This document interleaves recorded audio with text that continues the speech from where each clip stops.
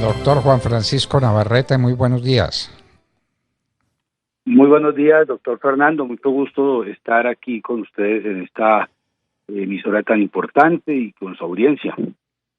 Pues un honor para nosotros y un gran gusto para nuestra audiencia que va a tratar de entender cómo son estas reformas que propone el ministro de Justicia para que la gente no vaya a la cárcel cuando comete un delito, sino que simplemente negocia con la víctima y como resultado de ese negocio devuelve, por ejemplo, el celular, si es que lo puede devolver,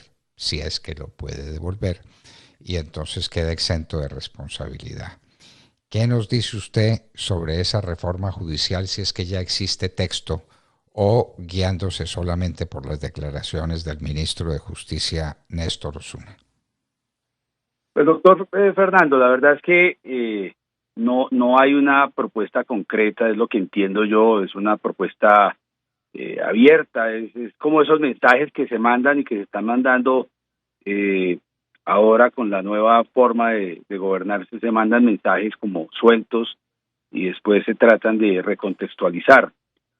A mí no me cabe duda pues la capacidad y la formación del ministro Osuna, es un hombre formado, es un hombre importante para el derecho, pero sí me parece que su propuesta es un poco cándida, porque innecesaria, porque entre otras cosas la justicia restaurativa en Colombia existe, está expresamente regulada por el Código de Procedimiento Penal, por la Ley 906 de 2004, artículos 518 y siguientes, de manera que la justicia restaurativa no es un invento pues de esta administración, y me parece que el contexto en que se puso el ejemplo pues realmente genera más preocupación que tranquilidad, y más preocupación porque es que las críticas que se han hecho no solamente por los expertos sino por en términos generales por la ciudadanía, no se necesita ser abogado para entender que es muy difícil, como el mismo ministro lo advirtió,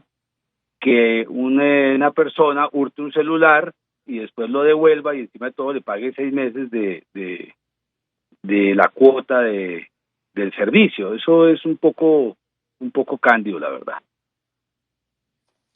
Es un poco cándido y esa justicia restaurativa existe para algunos delitos, pero hay delitos que no admiten esa justicia restaurativa. Un homicidio, por ejemplo. En el homicidio, el homicida tiene que pagar unos perjuicios. Está sujeto a la acción civil que se incorpora a la acción penal en el mismo proceso. Pero eso no elimina la responsabilidad penal. Doctor, esa justicia restaurativa que propone el ministro es una justicia restaurativa universal, es decir, todo el que delinca se puede ir después para su casa si elimina los efectos de su acción delictiva. Pues al tenor de lo que expresó el ministro, uno pensaría que el norte al que apunta la reforma que propone sería esa. No debemos olvidar que la justicia restaurativa está implementada para aquellos delitos cuya afectación solo tiene incidencia en la esfera personal y privada de quien sufre el delito, de la víctima, y que en términos generales, cuando ya el delito, la conducta trasciende de la esfera privada de la persona, de la víctima, pues ya no sería objeto de conciliación. De manera que, en ese orden de ideas, lo que uno entendería de una propuesta sensata encaminada a revisar el ámbito de aplicación de la justicia restaurativa sería si es que lo que se pretende es ampliar el espectro de aplicación de la justicia restaurativa a aquellos delitos que tienen afectación social, en donde el Estado debe intervenir oficiosamente, pero entonces aquí hay que tener cuidado también porque uno no puede naturalizar tampoco el objeto del derecho penal. Claramente, por ejemplo, nosotros estamos en contraposición con el populismo punitivo, nos parece que eso es un horror, nos parece que eso es lo que está generando una problemática, entre otras cosas, no en la administración de justicia solamente, sino en el tema de hacinamiento carcelario. Aquí todas las conductas queremos volverlas penales y todas queremos castigarlas con cárcel. Entonces, creo que lo que debe apuntar es a que se haga una regulación proporcionada de lo que podría ser ampliar el espectro de cobertura de la justicia restaurativa, que actualmente, repito, está solamente para aquellos delitos donde hay afectación en la esfera privada de la víctima. Eso nos queda perfectamente claro, doctor. Y el eterno tema de las cárceles. Aquí no se construye una cárcel en Colombia hace mucho tiempo, desde las que construyó el ministro del Interior y de Justicia del presidente Álvaro Uribe Vélez, que me sustituyó a mí.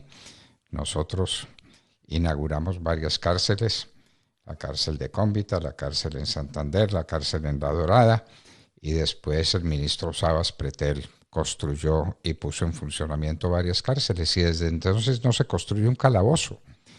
Entonces, la solución del ministro es desocupar las cárceles,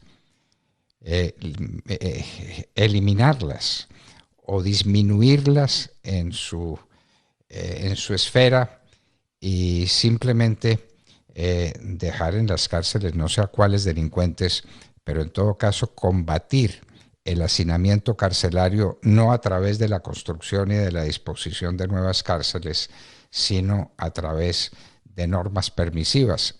¿Eso necesita una reforma del Código Penal y del Código de Procedimiento Penal, doctor Navarrete? No, yo creo que no necesita una reforma. Yo creo que el Código de Procedimiento Penal y el Código Penal traen suficiente regulación sobre el tema de las libertades. Aquí yo creo que hay que pensar en dos cosas fundamentales. No quiero decir que sean las únicas, por supuesto no aspiro a tener esa verdad revelada, pero sí creo que hay dos cosas fundamentales. La primera, no se puede pensar en que no se construyan cárceles, porque estamos hablando de un país de 50 millones de habitantes, con una población carcelaria que excede el 300 y a veces el 500% de su capacidad, tanto que nos ha llevado a un hecho que a veces es difícil explicarle a nuestros estudiantes de Derecho, y es el famoso estado de cosas inconstitucional. El admitir que tenemos circunstancias y situaciones que van en contra de la Constitución y que no hay nada que hacer, y entonces no hay nada que hacer, y ahora estamos pensando en no hacer nada, ni siquiera el intento de no construir una cárcel. Yo creo que eso es importante. Y el otro punto es que la libertad, que es un derecho que se ha declarado prevalente en la Constitución colombiana, que se ha declarado prevalente en el Código Penal, que se declara prevalente en el Código de Procedimiento Penal, pues tiene que tener una medida de aplicación racional con respecto a las conductas. Es decir, los fiscales tienen la posibilidad de solicitar o no medidas de aseguramiento de detención preventiva, y tiene otra diversa cantidad de medidas de aseguramiento que no solo la privación de la libertad, de manera que entonces en detención preventiva podríamos nosotros pensar que hay una fórmula clara para que no vaya toda persona sometida a una denuncia, una acción penal vaya a la cárcel, sino que vaya de manera racional, como lo prevé el Código de Procedimiento Penal, la Ley 906 de 2004, y que los jueces no se vean tampoco presionados a imponer solo medidas de aseguramiento o a aceptar la solicitud de medidas de aseguramiento en internación de establecimiento carcelario. Existe la detención la sustitución de la detención intramural por la domiciliaria. Es decir, yo creo que el Código trae suficientes mecanismos, y a eso es a lo que nos hemos venido refiriendo. Hay temas de urgencia para resolver con una reforma a la justicia. Hay un tema de urgencia clarísimo, y es que no hay suficientes funcionarios judiciales. Los funcionarios judiciales que hay actualmente no dan abasto con la cantidad de procesos penales en los juzgados o de investigaciones en la fiscalía, fiscales con 2.000, 3.000 investigaciones en curso, con un asistente, en fin, o jueces con 500, 600 procesos en marcha. De manera que yo creo que el problema de la reforma de la justicia va más allá. Pero para contestar, doctor Fernando, excúseme que no me quiero distraer en otras cosas, que son tantas. Efectivamente, yo creo que la legislación procesal colombiana trae suficiente reglamentación Y lo que hay es que establecer unas políticas de aplicación para que no llenemos las cárceles del país. Recuerde usted que en el 2020 se expidió el decreto 546 de descongestión carcelaria para efectos o por efectos más bien de la pandemia, y se hizo un ejercicio que no resultó bien, pero que fue bien intencionado y que se había podido complementar para establecer una disminución en ese hacinamiento carcelario.